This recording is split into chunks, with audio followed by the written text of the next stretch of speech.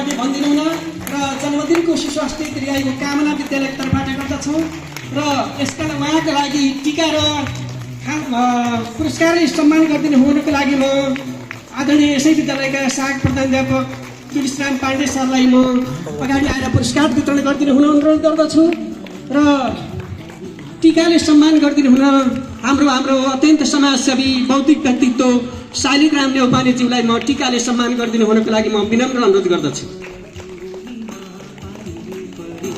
अत्यन्त लगनशील छन् विद्यार्थी, अझै उनको उज्जवल भविष्यको कामना व्यक्त गर्दछौँ र यसको साथसाथमा हाम्रो यसै विद्यालयका सहायक प्रधानाध्यापक आदरणीय तुलसीराम पाण्डे ज्यूको आज एनिभर्सरी दिन पनि परेको छ। यो सौभाग्य हो, त्यसले गर्दा उहाँलाई टीका र फुलले सम्मान गरिदिनु हुनको लागि हाम्रो आदरणीय समाजसेवी अभिभावक पूर्व वडा अध्यक्ष हाम्रो शालिग्राम नेउपानेज्यूलाई तुलसीराम पाण्डे सरलाई चाहिँ टीका र खादाले सम्मान गरिदिनु हुनको लागि म विनम्र अनुरोध गर्दछु।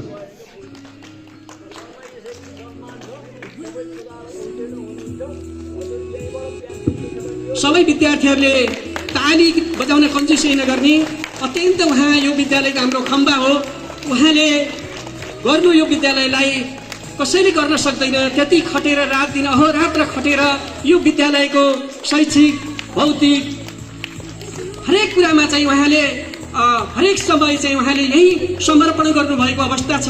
उहाँले हाम्रो विज्ञान विषयको अत्यन्त राम्रो नतिजा पनि दिइरहेको अवस्था छ। उहाँलाई हामी आज ह्याप्पी एनिभर्सरी भन्दै उहाँलाई टीका र सम्मान फुलले सम्मान गरिरहेका छौँ। आदरणीय मिस म्याडमहरूले पनि आएर टीका लगाइदिनु हुनको लागि म सम्पूर्ण स्टाफहरूलाई पनि म हार्दिक अनुरोध गर्दछु र विद्यार्थीहरूको प्रतिनिधित्व गर्दै छात्राहरूको तर्फबाट एन्जल राणालाई म निम्त्याउँछु र छात्रहरूको तर्फबाट विजय जिटीलाई म अगाडि निम्त्याएर उहाँलाई टीकाले सम्मान गरिदिनु हुनको लागि म हार्दिक अनुरोध गर्दछु।